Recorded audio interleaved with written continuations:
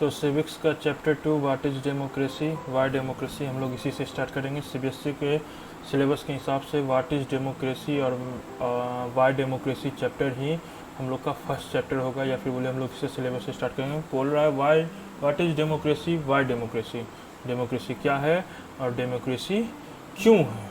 तो इसका हम लोग पहला टॉपिक पे चलते हैं। व्हाट इज़ डेमोक्रेसी में यहाँ पे एक डिफिनेशन दे दिया है कि democracy is a form of government in which the rulers are elected by the people. मतलब डेमोक्रेसी गवर्नमेंट का एक ऐसा फॉर्म है जिसमें कि रूलर्स को चुना जाता है पीपल्स के द्वारा। रूलर्स जो होते हैं वो रूलर्स चुने जाते हैं पीपल्स के द्वारा। लेकिन यहाँ नीचे में लिखता है, ये जो डेफिनेशन दिया है ये डेफिनेशन हमको हेल्प करता है डेमोक्रेटिक और नॉन डेमोक्रेटिक गवर्नमेंट को चुनने में, पता करने में कि कौन सा गवर्नमेंट डेमोक्रेटिक है और कौन सा गवर्नमेंट नॉन डेमोक्रेटिक है। ठीक है, उसी के साथ दिया म्यांमार में आर्मी रूल करता है। तो आर्मी जो रूल कर रहा है, ये आर्मी जो है पर्सन किसी भी लोग के द्वारा नहीं चुना जाता है, तो ये डेमोक्रेटिक कंट्री नहीं है। यहाँ पे लिखता है the army rulers of Myanmar are not elected by the peoples. ठीक है, उसी तरह यहाँ पे दिया किंग्स, नेपाल और सऊदी अरेबिया में जो राजा रूल कर रहा है इसके बारे में बता रहा है कि सऊदी अरेबिया और नेपाल के जो राजा हैं वो रूल कर रहे हैं क्योंकि वो उस फैमिली में जन्म लिए थे, क्योंकि वो रॉयल फैमिली में जन्म लिए थे, क्योंकि वो राजा के परिवार में जन्म लिए, इसलिए वो रूल कर रहे हैं। उनको कोई भी पब्लिक की या कोई लोग चुनता नहीं है। जो राजा बनता है उसको कोई राजा, मोनार्की में क्या होता है, कोई राजा को चुना नहीं जाता है, हेरिडिटरी सिस्टम होता है। जो राजा का बेटा ही राजा बनेगा, उस परिवार में जो भी बेटा जन्म लेगा वही राजा बनेगा। तो इसी कारण से वहाँ का लोग रूल कर रहा है राजा बन के, लेकिन वहाँ पे जो राजा बनता है उसको चुना नहीं जाता है। बोल रहा है हम लोग जो पिछला डेफिनेशन देखें उस डेफिनेशन के हिसाब से अगर देखा जाए तो वैसा देश या वैसा कंट्री जो कि इलेक्शंस करता है वो डेमोक्रेटिक होगा नहीं, लेकिन ये गलत है। डेमोक्रेटिक वो नहीं हो सकता। जो कंट्री इलेक्शन कराता है हर वो कंट्री डेमोक्रेटिक नहीं हो सकता है।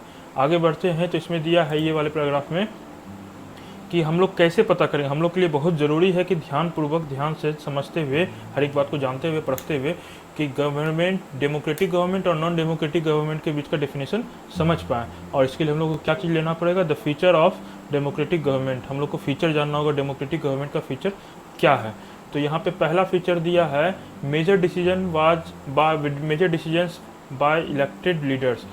जो भी डिसीजंस कंट्री में, जो भी बड़ा डिसीजन लिया जाता है वो हमेशा इलेक्टेड लीडर्स, जो इसको कि पीपल्स चुनते, पब्लिक चुनता है, सिटीजन चुनता है, उसी के द्वारा मेजर डिसीजन लिया जाना चाहिए। ठीक है, इसमें एक एग्जांपल में तौर पे दिया है कि पाकिस्तान में परवेज मुशर्रफ जो था वो मिलिट्री कॉप था अक्टूबर 99 में, लेकिन 1999 में उस समय वो क्या किया, उस समय वो ज़बरदस्ती डेमोक्रेटिक गवर्नमेंट जो था उसको हटा के अपने आप को वहाँ का चीफ एग्जीक्यूटिव डिक्लेयर कर दिया। उन लोग को वहाँ से हटा के, मिनिस्टर जितने भी थे उन लोग को हटा के, डेमोक्रेटिक जो कि लोगों के द्वारा चुने गए थे उन लोग को हटा दिया गया। उन सभी रूलर्स को हटा गया जो लोगों के द्वारा चुने गए थे। वो क्या किए, वो खुद को वहाँ का चीफ एग्जीक्यूटिव डिक्लेयर कर दिए। फिर दिया है कि वो बाद में अपना डिजिग्नेशन चेंज करके आप खुद को वहाँ का प्रेसिडेंट डिक्लेयर कर दिए। 2002 में वो एक जनमत संग्रह, रेफरेंडम का मतलब होगा लोगों से छोटा मात्रा में कुछ लोगों से वोट करवा के अपना दिखा दिए कि हाँ हम वो वोट करवाए हैं और हम अब इस कंट्री पे रूल कर रहे हैं। एक डेमोक्रेटिक कंट्री, हम यहाँ पे वोट करवाए हैं और वोट करवाने के बाद हमको सबसे ज़्यादा वोट मिला है तो हम यहाँ पे रूल करेंगे। तो ऐसा करते हुए वो क्या किया, अपना 5 साल एक्सटेंड कर लिया। मतलब 1999 से वो 2 साल रूल किए ऐसे ही। उसके बाद रेफरेंडम करा के 2002 में रेफरेंडम करा के छोटा सा चुनाव करवा के वो अपना ये एक्सटेंशन को बढ़ा लिया। अपना जो रूल करने का ईयर था, जैसे 5 साल का रूल करने का ईयर होता है, तो वो 5 साल अपना बढ़ा लिए। पहले 2 साल तक था, उसके बाद वो क्या किया, इलेक्शन छोटा सा, जब देखे कि दूसरा देश आवाज़ उठा रहा है तो क्या किया, अपना एक छोटा सा इलेक्शन करवा दिए। इलेक्शन करवाने के बाद वो क्या किए कि अपने आप को वहाँ का प्रेसिडेंट घोषित कर दिए। उसके बाद बोले कि हम 5 साल और रूल करेंगे। पाकिस्तानी मीडिया, ह्यूमन राइट्स सब बोला, ह्यूमन राइट ऑर्गेनाइजेशंस या और डेमोक्रेसी एक्टिविटीज़ सब कहा कि ये जो रेफरेंडम कराया गया ये फ्रॉड था। फिर आगे इसी में दिया है कि वो अगस्त में, परवेज मुशर्रफ के द्वारा अगस्त 2002 में एक लीगल फ्रेमवर्क ऑर्डर पास किया गया। एक order, legal framework order amendment किया गया। कॉन्स्टिट्यूशन में नया एक लीगल फ्रेमवर्क ऑर्डर जोड़ा गया, जिसके तहत क्या हो गया, अब जो है प्रेसिडेंट वो नेशनल और प्रोविंशियल असेंबली को डिसमिस कर सकता है जब मन करेगा तब वो। मतलब लीगल फ्रेमवर्क ऑर्डर का सबसे मेन काम क्या था कि जब मन के प्रेसिडेंट का जब भी मन करेगा तब वह नेशनल और प्रोविडेंशियल असेंबली को डिसमिस कर सकता है। नेशनल और प्रोविडेंशियल असेंबली को डिसमिस करने का मतलब हुआ कि नया इलेक्शन कराएंगे, हम नया लोग को रखेंगे फिर से। आगे बढ़ते हैं इसी में। फिर आगे दिया है the work of the civilian cabinet, मतलब यहाँ पे सिविलियन कैबिनेट को हम लोग कहेंगे कैबिनेट मिनिस्टर। जो भी नेशनल और प्रोविडेंशियल असेंबली में जो भी मेंबर्स थे उसके वो काम को नज़र रखा, उसके काम पे नज़र रखा जाता था किसके द्वारा? नेशनल सिक्योरिटी काउंसिल के द्वारा। नेशनल सिक्योरिटी काउंसिल के द्वारा कैबिनेट मिनिस्टर या फिर हम कहेंगे प्रोविडेंशियल और नेशनल असेंबली के मेंबर्स पे नज़र रखा जाता। क्यों नज़र रखा जाता? ताकि वो फिर से जैसे परवेज मुशर्रफ डेमोक्रेटिक गवर्नमेंट को उठा के अपना रूल लगाया था, वैसे ये लोग भी अपना प्रोविडेंशियल असेंबली और नेशनल असेंबली का मेंबर्स जो अपना आपस में ग्रुप बना के हम लोग का सब मिलिट्री रूल को ख़त्म नहीं कर दे, इसलिए नेशनल सिक्योरिटी काउंसिल उस पर नज़र रखता था। किस पे नज़र रखता था? मिनिस्टर्स पे, कैबिनेट मिनिस्टर्स थे उस पर नज़र रखता था। और नेशनल सिक्योरिटी मेंबर में कौन थे? मिलिट्री ऑफिसर्स थे, ठीक है, मिलिट्री ऑफिसर्स। ये जब रूल पास किया गया लीगल फ्रेमवर्क ऑर्डर, उसके बाद पाकिस्तान में नेशनल और प्रोविडेंशियल असेंबली के लिए इलेक्शन कराया गया। नेशनल और प्रोविडेंशियल असेंबली के लिए इलेक्शन कराया गया। लोग अपने रिप्रेजेंटेटिव को चुन सकते थे। पाकिस्तान में फाइनली इलेक्शन हुआ जिसमें कि लोग जो था अपने पावर को, अपने रिप्रेजेंटेटिव को चुन सकते थे, लेकिन उसके पास बहुत कम पावर थे, उसके पास रियल पावर नहीं थे, या फिर बोला जाए उनके पास बहुत ही कम पावर थे। But the final powers rest with army military officers and general Pervez Musharraf. ज़्यादातर पावर किसके पास था? मिलिट्री ऑफिसर्स, ना कि जो चुना गया है, जो इलेक्टेड ऑफिसर्स था, इलेक्टेड गवर्नमेंट, इलेक्टेड असेंबली था, नेशनल असेंबली या प्रोविंशियल असेंबली के जो मेंबर्स थे उसके पास रियल पावर नहीं था, उसके पास बहुत कम पावर था। पावर किसके पास सबसे ज़्यादा था? पावर दिया गया सबसे ज़्यादा परवेज मुशर्रफ के पास, जनरल परवेज मुशर्रफ, और मिलिट्री ऑफिसर्स के पास सबसे ज़्यादा पावर था। इसी में बोला है कि ऐसा गवर्नमेंट, ऐसा क्या है, मतलब अभी जैसे कि हम लोग बात किए कि जो भी गवर्नमेंट इलेक्शन कराता है, जो भी जिस कंट्री में गवर्नमेंट बोलते सॉरी जिस कंट्री में इलेक्शंस हो रहा है, जिस कंट्री में इलेक्शंस हो रहे हैं वो कंट्री डेमोक्रेटिक है? नहीं। यहाँ पे तो प्रूफ हो गया, इस पाकिस्तान में इलेक्शन हुआ, लेकिन इलेक्शन के दौरान, इलेक्शन के बाद जो रिप्रेजेंटेटिव है उसके पास तो रियल पावर नहीं था। रियल पावर तो आर्मी के पास था, आर्मी ऑफिसर्स और जनरल परवेज मुशर्रफ के पास था। तो बोला जब रियल पावर ही नहीं है इलेक्टेड रिप्रेजेंटेटिव के पास, तो वो कंट्री डेमोक्रेटिक नहीं हो सकता है। मतलब डेमोक्रेटिक कंट्री होने का मतलब है कि every decision in a democracy the final decisions making power, final decision जो लेगा, बड़ा डिसीजन या मेजर डिसीजन या ज़्यादातर डिसीजन जो लेगा, वो किसके पास डिसीजन लेने का पावर किसके पास रहेगा? वो रहेगा हमेशा इलेक्टेड बाय द पीपल। वैसा रूलर के पास, वैसा लोग के पास जिसको कि जब लोग चुन के, जिसको कि पब्लिक चुन के वहाँ भेजा है। In a democracy the final decisions making power must rest with those elected by the people. बोल रहा है कि फाइनल डिसीजन मेकिंग पावर किसके पास रहना चाहिए? हमेशा इलेक्टेड बाय पीपल। एक ऐसा कंट्री जिसमें कि फाइनल डिसीजन मेकिंग पावर किसके पास है? जिसको कि लोग चुनता है, लोग चुन के अपने ऊपर रूल करने के लिए तैयार करता है, वैसे लोग के अगर वैसा गवर्नमेंट है जिसमें कि लोग के द्वारा चुना गया लोग है, रूलर्स जो है वो आपस के ही लोगों के द्वारा चुने गए हैं, और वही हम लोग के लिए मेजर डिसीजन ले रहे हैं, तो वो डेमोक्रेटिक कंट्री कह सकते हैं उसको। यहाँ पे ये बात कहना चाहा। Free and fair electoral competition. Free and fair electoral competition का मतलब हो गया कि किसी को भी इलेक्शन में खड़ा होने का आज़ादी है और आप किसी को भी चुन सकते हैं, आपके ऊपर कोई बाउंडेशन नहीं है। देखिए यहाँ पे दिया है चाइना में हर 5 साल पे, यहाँ पे कह रहा है इसके हिसाब से in China elections are held regularly after every 5 years. China में हर 5 साल पे इलेक्शन होता है, ठीक है। Peoples elect the members of the parliament called. China के पार्लियामेंट को क्या कहा जाता है? National peoples congress. National peoples congress. Book में देखिए एक दूसरा नाम भी दिया है यहाँ पे इसका, क्वांगो रेनिमिन दाइबायो दुहाई, ठीक है। ये इसका नेशनल पीपुल्स कांग्रेस को हम तो इंग्लिश में पढ़ रहे हैं, लेकिन चाइनीज़ में इसको ये वाला लाइन जो है यहाँ पे लिखा हुआ है, इसको ये पढ़ते हैं हम लोग। ये क्या ना किसका नाम है? ये चाइना कंट्री के पार्लियामेंट को कहा जाता है क्वांगो रेमिन दाइबो दुहाई, नेशनल पीपुल्स कांग्रेस, ठीक है। आगे इसमें दिया है कि in China only the members of Chinese communist party. यहाँ ध्यान समझिएगा, चाइना में क्या कह रहा है? चाइना में सिर्फ वही पार्टी, वही लोग इलेक्शन में जाके खड़ा हो सकता था, इलेक्शन लड़ सकता था जो कि कम्युनिस्ट पार्टी का मेंबर हो, चाइना में जब भी कोई इलेक्शन होता था वही आदमी इलेक्शन में खड़ा हो सकता था जो कि चाइनीज़ कम्युनिस्ट पार्टी का मेंबर हो। जो चाइनीज़ कम्युनिस्ट पार्टी का मेंबर है उसको इलेक्शन में खड़ा होने की परमिशन नहीं देता था इलेक्शन में। और दूसरा बात, चाइना में जब भी इलेक्शन होता है तो छोटा छोटा पार्टी या बड़ा पार्टी को परमिशन लेना पड़ता है। किससे? चाइनीज़ कम्युनिस्ट पार्टी से परमिशन लेना पड़ता है कि हमको इलेक्शन में खड़ा होना है। और चाइनीज़ कम्युनिस्ट पार्टी कभी भी अपने से बड़े पार्टी को इलेक्शन में खड़ा होने का परमिशन नहीं देती, हमेशा वो छोटे पार्टी को ही इलेक्शन में खड़ा होने का परमिशन देती है। और देखिए यहाँ पे लिखा है only the communist party can form the government. हर बार देखा गया है कि कम्युनिस्ट पार्टी ही गवर्नमेंट फॉर्म करता है। उसी तरह बात करते हैं हम मैक्सिको में, तो मैक्सिको में दिया है, एक मिनट यहाँ कुछ छूटा नहीं ना, नहीं कुछ नहीं छूटा। इसमें मैक्सिको में दिया है कि मैक्सिको में हर 6 साल पे इलेक्शन होता था। ठीक है, मैक्सिको में हर 6 साल पे इलेक्शन होता था। लेकिन देखा गया कि सन 2000 के बाद वहाँ पे इंस्टीट्यूशनल रिवॉल्यूशनरी पार्टी PRI, इसको कहते हैं हम लोग PRI। देखिए हम यहाँ पे लिखे हैं PRI, नहीं गलत लिखा हुआ था, तो इसको PRI पार्टी है। तो PRI पार्टी ही, इंस्टीट्यूशनल रिवॉल्यूशनरी पार्टी ही देखा गया सन 2000 के बाद देखा जा रहा था कि PRI पार्टी ही सिर्फ और सिर्फ जीत रहा है। वो कैसे जीत रहा था? PRI पार्टी हर लीगल और इलीगल मेथड को यूज़ कर रहा था इलेक्शंस जीतने के लिए। टीचर्स को क्या प्रेशर बनाता था? टीचर्स को स्कूल में प्रेशर बनाता था। PRI पार्टी का जो मेंबर था वो टीचर्स पे प्रेशर बनाते थे कि स्कूल में आने वाले जितने भी पेरेंट्स हैं सभी को बोलिए कि PRI पार्टी को ही वोट करें। और जितने भी गवर्नमेंट ऑफिसर्स थे उसमें के सारे मेंबर्स को बोला गया कि जितना भी PRI पार्टी का मीटिंग्स होता है सभी में आप लोग को अटेंड होना जरूरी है। ये देखिए यहाँ पे लिखा हुआ होगा,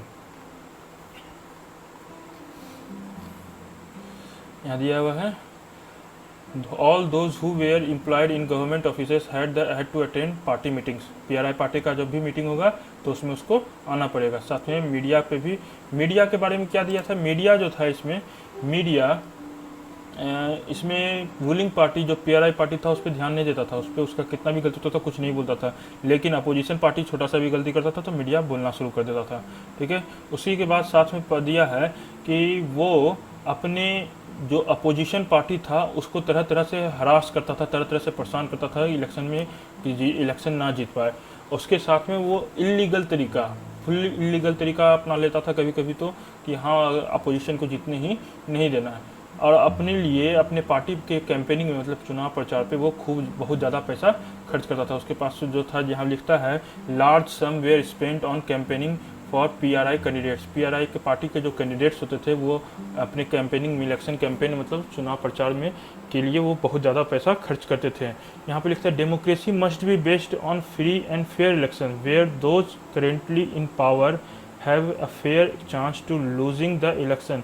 मतलब क्या बोल रहा है? डेमोक्रेसी में फ्री और फेयर इलेक्शन, हर किसी को चुनाव में खड़ा होने का आज़ादी होना चाहिए, हर कोई जिसको मन चाहे उसको वोट कर सके, किसी के साथ कोई भेदभाव नहीं होना चाहिए, किसी के ऊपर कोई प्रेशर नहीं बना सकता कि नहीं आपको हम ही को वोट देना है या फिर आपको इसी को वोट देना है। हर किसी को अपनी इच्छा से वोट देने का अधिकार होना चाहिए, हर किसी को इलेक्शन में खड़ा होने का अधिकार होना चाहिए। ठीक है, यहाँ पे देखिए लिखता है in China the elections do not offer the people any serious choice. China में क्या था? कोई चॉइस ही नहीं था, सिर्फ एक कम्युनिस्ट पार्टी के पास अलावा कोई पार्टी ही नहीं था, जिसके कारण क्या हुआ? चाइना में देखा गया कि कोई पार्टी था ही नहीं, तो एक ही पार्टी खड़ा तो वही हमेशा जीतेगा, नॉर्मल सा बात है। उसी तरह मैक्सिको का एग्जाम्पल दिया, Mexican example people they had no choice. Mexico में भी देखा गया कि उसके पास कोई चॉइस नहीं, there was no way to ruling party could be defeat. कोई तरीका नहीं था जिसके जरिए रूलिंग पार्टी को डिफीट किया जा सके, हरा जा सके। If people were against, they are not. Even if people were against it, यहाँ तक कि लोग उसके विपरीत खड़ा हो जाते थे PRI पार्टी के खिलाफ भी, लेकिन फिर भी PRI पार्टी ही जीतता था। PRI पार्टी और भी कुछ करता था, जैसे कि इलेक्शंस के लास्ट टाइम पे जहाँ पे पोलिंग बूथ होता, जहाँ पे लोग जाके वोट करते थे, वो लोकेशन ही चेंज कर देता था ताकि लोग वोट करने ही नहीं जा पाए। ये सब काम PRI पार्टी करता था। ठीक है, अब आते हैं हम लोग 1 पर्सन 1 वोट 1 वैल्यू। ये तो आप लोग को समझ में ही आ रहा होगा कि एक इंसान का वोट दूसरे इंसान के वोट से अलग नहीं होना चाहिए, हर किसी के वोट का वैल्यू सेम होना चाहिए। जैसे कि मान लेते हैं एक देश का प्रधानमंत्री वोट कर रहा है, दूसरे देश का प्रधानमंत्री देख रहा है, सॉरी एक देश का प्रधानमंत्री वोट कर रहा है और दूसरे उसी देश में एक सब्जी वाला भी वोट कर रहा है, लेकिन दोनों के वोट का सेम वैल्यू होना चाहिए। यहाँ पे कहा गया है दोनों के वोट का सेम वैल्यू होना चाहिए, तभी वो कंट्री डेमोक्रेटिक कंट्री कहलाएगा। यहाँ पे दिखता है in Saudi Arabia women do not have the right to vote. Women की जो थी सऊदी अरेबिया की, उसके पास वोट करने का पावर नहीं है, ठीक है, उनके पास वोट करने का पावर नहीं। उसी तरह रसिया में एक जगह है, रसिया में एक जगह है एस्टोनिया, वहाँ पे क्या दिया गया है, citizen has made citizenship rule in such way the people belonging to Russian minority find difficult. Citizenship पाने के लिए रसिया में जो माइनॉरिटी ग्रुप है उसको अपने रसिया का सिटीजनशिप पाने के लिए और फिर वोट करने के लिए पहले तो आप उस कंट्री का सिटीजन होना चाहिए। तो एस्टोनिया में क्या किया गया कि एक ऐसा कानून बना दिया गया कि जिससे कि वहाँ के माइनॉरिटी ग्रुप को सिटीजनशिप लेने में, रसिया का सिटीजनशिप प्राप्त करने में ही बहुत दिक्कत होता था, इस कारण से वो लोग वोट नहीं कर पाते थे। उसी तरह फिजी में दिया है, in Fiji the electoral system in such that the vote of indigenous Fiji has more value than that an Indian Fiji. मतलब वहाँ पे बोल रहा है फिजी में इलेक्ट्रल सिस्टम का क्या था कि वहाँ का जो लोकल लोग है, फिजी का जो लोकल लोग है उसका वैल्यू ज़्यादा है किसके मुकाबले, जो बाहर से लोग आके वहाँ बस गए हैं, जो वहाँ पे बस गए हैं, अपना सिटीजनशिप ले लिए हैं, बस मतलब कहते हैं ना कि बाहर से आए हैं और यहाँ रहना शुरू किए और उसके बाद यहाँ पे सिटीजनशिप ले लिया। तो वैसा ही लोग जो कि बाहर से आया और यहाँ बस गया और उसको सिटीजनशिप मिल गया फिजी में, उसके वोट का वैल्यू, और जो वहाँ पहले से रह रहा था, जिसके परदादा पूर्वजों वहीं एनिसेंट सब वहीं के रहने वाले थे, उन लोग का वोट का वैल्यू अलग। मतलब जो वहाँ के लोकल लोग थे, जन्म से बहुत पहले से रह रहे हैं, उनका वोट का वैल्यू ज़्यादा, और जो लोग बाहर से आके वहाँ पे सिटीजनशिप प्राप्त किए हैं उनका वोट का वैल्यू कम कर दिया था, ठीक है। इसी में लिखता है democracy is based on a fundamental principle of political equality. Democracy based है किस बात पे, पॉलिटिकल इक्वलिटी पे, प्रिंसिपल ऑफ पॉलिटिकल इक्वलिटी, मतलब सभी को राजनीतिक समानता, मतलब सभी कोई वोट दे सकता है, हर कोई वोट दे सकता है, हर कोई इलेक्शन में खड़ा हो सकता है, इस तरह का इक्वलिटी, हर किसी के वोट का वैल्यू सेम होगा, इस तरह का इक्वलिटी पे ही डेमोक्रेसी चलता है। In democracy each adult citizens must have one vote and each vote must have one value. बोल रहा है डेमोक्रेसी में हर कोई एडल्ट जो है वो वोट कर सकता है और सभी के वोट का वो सभी कोई एक वोट करेगा और सभी के वोट का वैल्यू सेम होगा, ठीक है। अब आगे बढ़ते हैं, इसमें rule of law and respect for rights, ठीक है। इसमें दिया है जिम्बाब्वे के बारे में, ठीक है। जिम्बाब्वे अटेंड इंडिपेंडेंस, जिम्बाब्वे को आज़ादी मिला 1980 में, किससे, वाइट माइनॉरिटी रूल से। जिम्बाब्वे को वाइट माइनॉरिटी रूल से आज़ादी मिला 1980 में। उस समय वहाँ का कंट्री में एक पार्टी था जानू पीएफ पार्टी, वहाँ पे एक पार्टी था जिम्बाब्वे में जानू पीएफ पार्टी, जो कि फ्रीडम स्ट्रगल में भी पार्ट लिया था, और उसी का लीडर था रॉबर्ट मुगाबे। वहाँ उसी कंट्री का एक, उसी पार्टी का एक लीडर था Robert Mugabe, has been ruling country since independence. Robert Mugabe के बारे में बोल रहा है कि उसी पार्टी का मेंबर था और वही आगे 1980 के बाद 1980 के बाद उस कंट्री में रूल करना शुरू किया। Elections have been held regularly, elections हमेशा रेगुलरली हेल्ड होता रहता था। ऑलवेज वोन जानू पीएफ, लेकिन देखा गया कि हमेशा क्या था, जानू पीएफ पार्टी ही जीतता था। President Mugabe is popular but also uses unfair practices in election. Robert Mugabe के बारे में बोलता है, प्रेसिडेंट मुगाबे जो थे वो पॉपुलर थे, लेकिन वो हमेशा जो अनफेयर प्रैक्टिसेस, मतलब जो नहीं करना चाहिए था इलेक्शंस में, जो इलेक्शंस का एक रूल होता है, एक कानून होता है, रूल और रेगुलेशन, तो उसके खिलाफ जाके वो काम करते थे और इलेक्शंस को हमेशा जीते थे। Over the years his government has change the constitution several times.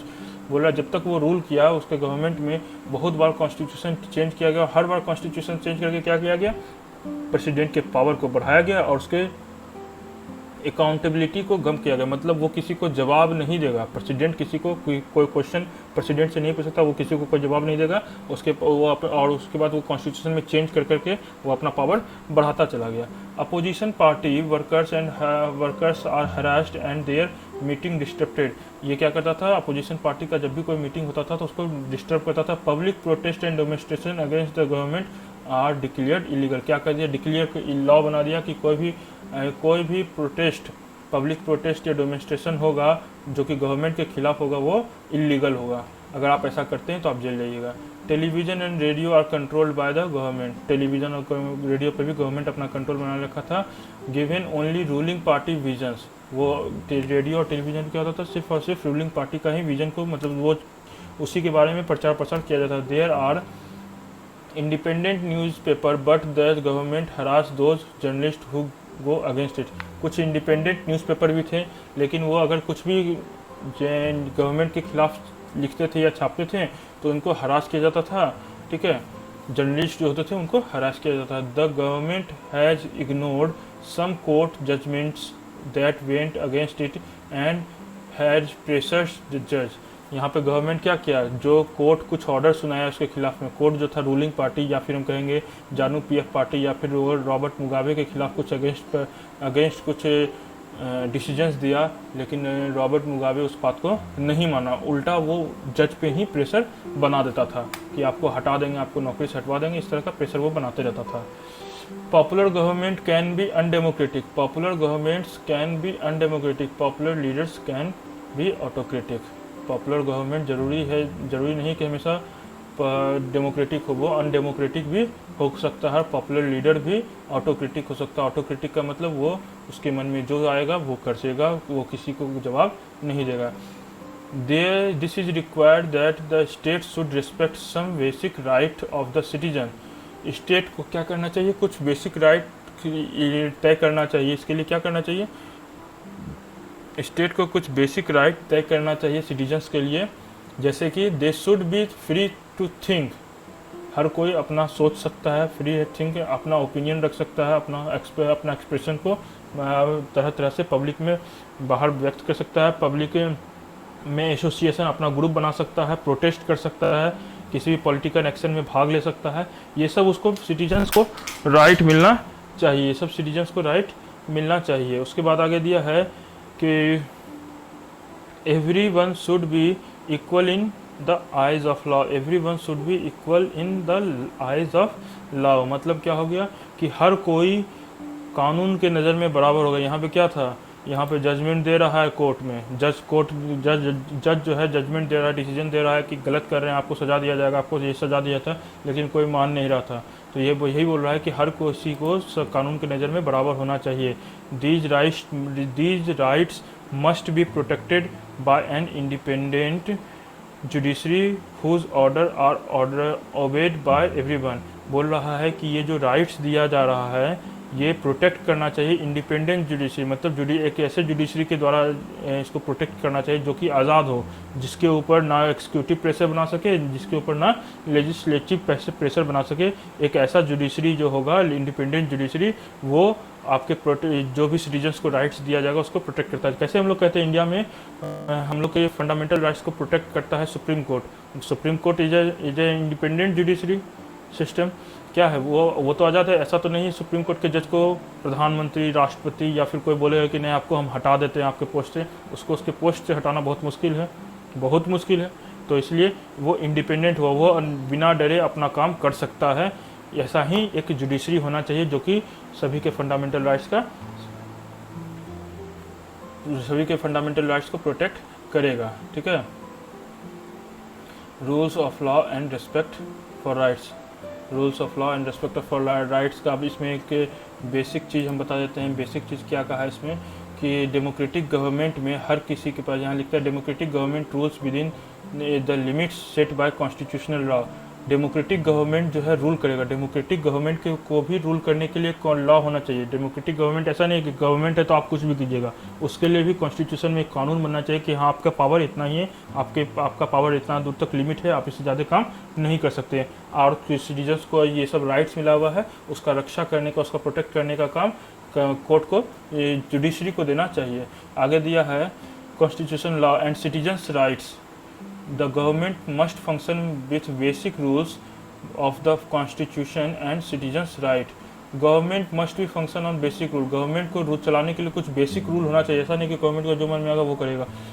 Basic rule of the constitution को, वो भी रूल कौन सेट करेगा, कॉन्स्टिट्यूशन के हिसाब से सेट किया जाना चाहिए। ठीक है, ये था इसका फीचर्स। ठीक है, ये था इसका फीचर्स। अब हम इसमें देखिए समरी डेफिनेशन में दिया है, एक छोटा सा डेफिनेशन दिया है चार चीज़ को मिला के बोल रहा है। अगर ऐसा चीज़ होता है तो ये हम लोग इसको कह सकते हैं कि ये चार चीज़ अगर किसी कंट्री में देखा जाता है तो उसको हम लोग कहेंगे democratic country. Rulers elected by the people take all the major decision, मतलब मेजर डिसीजन जो है वो कौन ले रहा है, इलेक्टेड रूलर्स ही ले रहे हैं। अगर ऐसा कोई कंट्री कर रहा है, ऐसा कंट्री में किसी कंट्री में हो रहा है तो वो डेमोक्रेटिक होगा। इसके साथ साथ और क्या होना चाहिए, elections offer a choice and free fair opportunity, election में हर किसी को मौका मिलना चाहिए खड़ा होने का और अपने रूलर्स को चुनने का और रूलर्स को, करेंट रूलर्स को चेंज करने का ये मौका मिलना चाहिए। अगर ऐसा हो रहा है तो भी वो कंट्री डेमोक्रेटिक है। ये चारों पॉइंट कम से कम उसमें होना चाहिए, ध्यान रखिए ये चारों पॉइंट उसमें कम से कम होना चाहिए। फिर आगे दिया है the choice and opportunity is available to all people on one and equal basis, सभी लोगों को चुनने का अधिकार होना चाहिए और जो सभी लोग वोट करेंगे सभी का वैल्यू सेम होना चाहिए। The exercise of this choice leads to a government limited by basic and rules of the constitution and citizens right, बोल रहा है कि कोई भी गवर्नमेंट का पावर को लिमिट किया जाना चाहिए। गवर्नमेंट कैसा भी हो उसके पावर को लिमिट करना चाहिए। कॉन्स्टिट्यूशन में लॉ बना के, कॉन्स्टिट्यूशन में कुछ रूल रेगुलेशन या लॉ बना के गवर्नमेंट को पावर को लिमिट करना होगा और सिटीजन्स को राइट देना होगा, तभी वो कंट्री डेमोक्रेटिक कहलाएगा। हम अगर क्वेश्चन पूछे कि डेमोक्रेटिक कंट्री होने के लिए क्या क्या चीज़ होना चाहिए उसमें, तो हम ये चार चीज़ अगर लिख देंगे तो वो डेमोक्रेटिक कंट्री का, अगर ये चार चीज़ वो रखता है तो वो डेमोक्रेटिक कंट्री होगा। ठीक है, आगे हमको नहीं लगता इसमें कोई प्रॉब्लम होगा तो पूछ लीजिएगा। ठीक है ना, कोई दिक्कत नहीं होना चाहिए।